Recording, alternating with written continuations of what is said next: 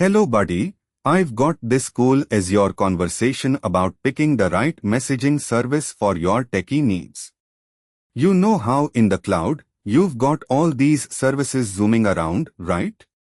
Well, Azure's got its own messaging superhero friends called Service Bus, Event Grid, and Event Hubs, and they've got some tricks for connecting services that can be tough to wrap your head around if you are not in the know. So, what do I need to help you out, and maybe save you a headache or two down the road? Alright, let's get real. Before you dive straight into how to pick the best one, it's essential to wrap your head around the tech speak. Azure is this enormous ecosystem designed for microservices and cloud architecture, where communication is the lifeline, right? So, imagine you're in this vast, bustling city, teeming with services, and they're trying to chat but just can't seem to find each other. What's common in all of them is sending and receiving messages, but how they do it is like choosing the right communication method. It all depends on what kind of conversation you are looking to have, right? Let's kick off with Azure Service Bus, shall we? It's this robust, all-in-one messaging engine. Think of it as your go-to guy for a serious, reliable conversation.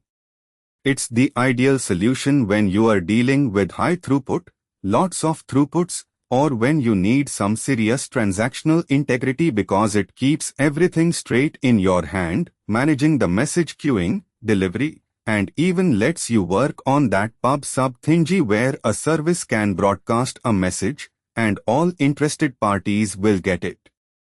Impressive, right?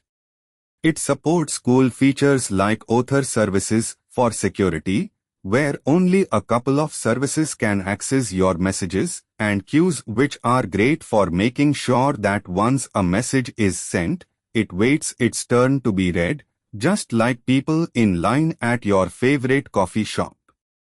Now, jump over to the event hubs, and we've got this thing that's built for volume, like when you are trying to get a message out to thousands or tens of thousands of services, it's event hubs that rises to the occasion. It's got this incredible ability to handle massive loads, and with its fire and forget messaging system, it allows the sender to say, "I've sent it, now go away," and then when the consumer is ready, the event hub picks it up. Perfect for stream data processing, when you've got continuous streams rather than discrete messages and need to make sure each piece of data gets to where it's going without waiting forever or using up too much of your cache for storage. Next up is the event grid. It's this thing that's like the connect the dot mastermind in Azure, ensuring messages get where they need to go, whether they're coming or going, dealing with various patterns, and it scales like no tomorrow.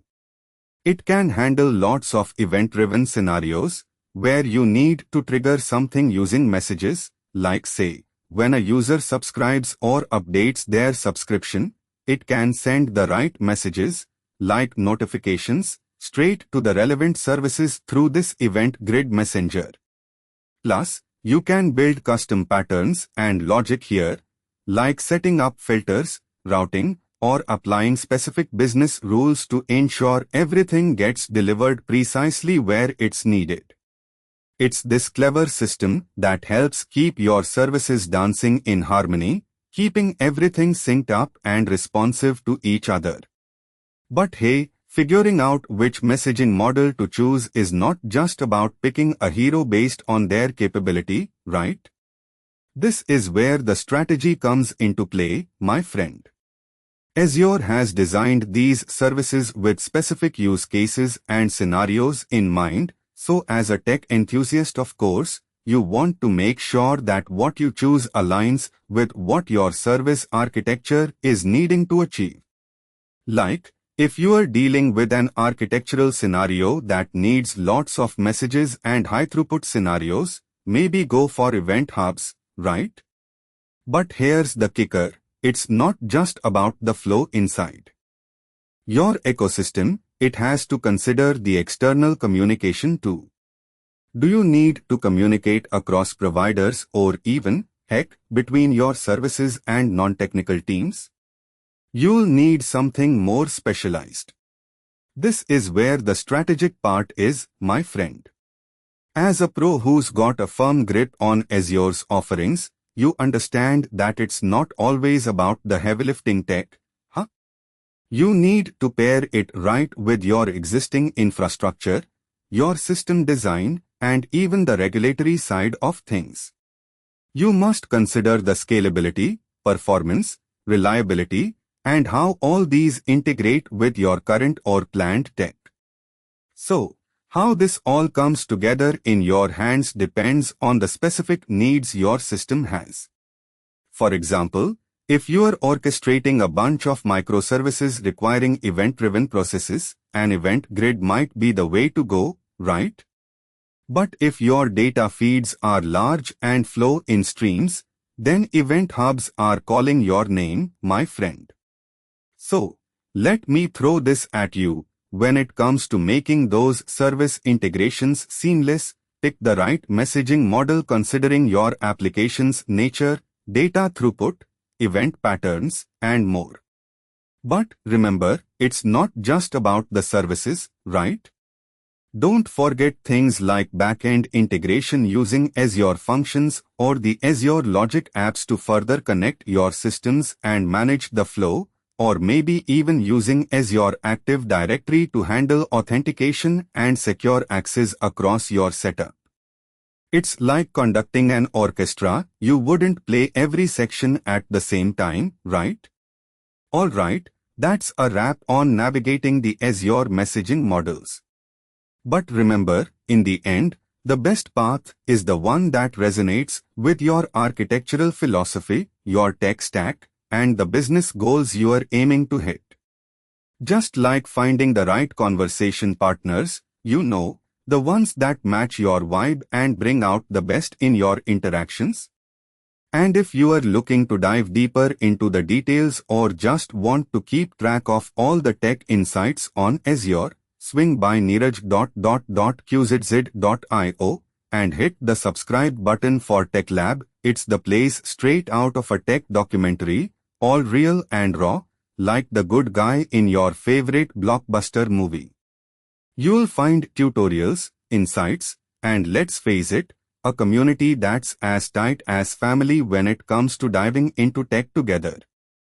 Topic: Interplanetary Communication Networks for Mars Missions Details, PRL, line height, 1.3, text line, left, ## technical deep dive, crafting interplanetary messaging protocols for Mars communication PPRL, line height, 1.3, height, 12 pt, text line, left, PPRL, line height, 1.3, text line, left, H1 mastering interplanetary messaging protocols for Mars communication. A technical trek H1 PPRL, line height, 1.3, height, 12 pt, text line, left, PPRL, line height, 1.3, text.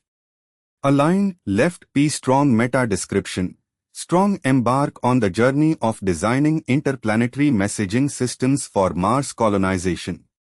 Explore how signal delay, communication infrastructure, and protocol choices affect mission success with a seasoned interplanetary engineer's perspective. PPRL, line height, 1.3, height, 12 pt, text line, left, PPRL, line height, 1.3, text line, left, H2 introduction and Nadash, the challenge and AMP, importance of communication on Mars. H2 PPRL, line height, 1.3, height, 12 pt, text line, left, PPRL, line height, 1.3, text line, left, P strong meta description, strong discover.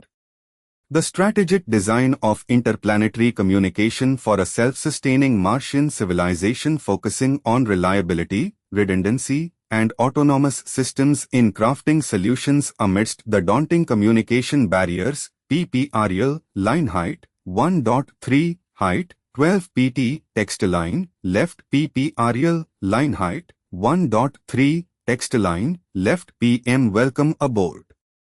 The Odyssey, Cosmic Voyager.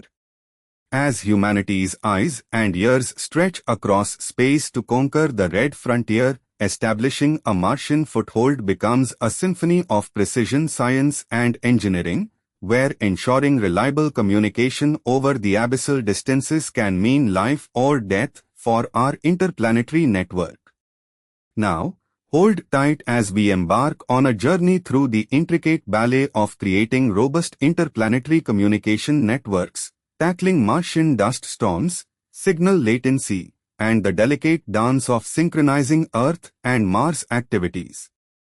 Let's unravel the complex tapestry of messages, signals, and protocols intertwined in the fabric of communication networks. MPRL line height 1.3 height 12 pt text line left PPRL line height 1.3 text line left H3 scientific considerations and technological underpinnings H3 TERL line height 1.3 height 12 pt text line left PPRL line height 1.3 text line left P strong time lag and amp signal delay strong communicate between Earth and Mars brings with it a formidable challenge, a time lag that varies between 4 to 24 minutes due to the varying distances and speeds. This signal time warp makes real-time communication obsolete, requiring messages to have self-infrastructure and built-in timeouts, as well as predetermined time buffers for responses and data retrieval. PPRL line height 1.3 height 12 pt text line left PPRL line height 1.3 text line left P strong Martian local networks. Strong establishing a robust local network on Mars demands consideration of the surface's terrain, Martian dust storms, and the thin atmosphere.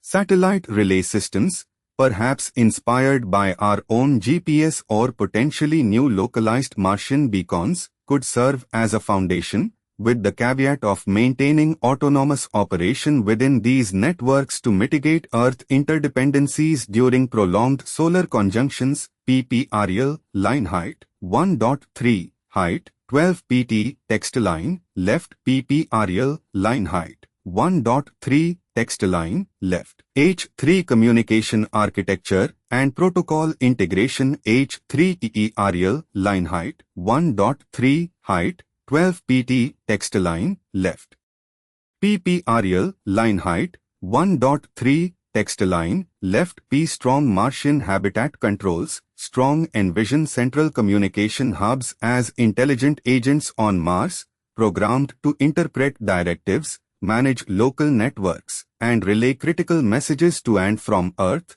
with failsafes to preserve autonomy during communication blackouts. Habitat message traffic would likely follow protocols such as interplanetary internet standards, with latency in message acknowledgements and data handovers strategically incorporated into mission plans. PPRL line height 1.3 height 12 pt text line left PPRL line height 1.3 text line left H3 advanced protocols and error correction H3 TERL line height 1.3 height 12 pt texts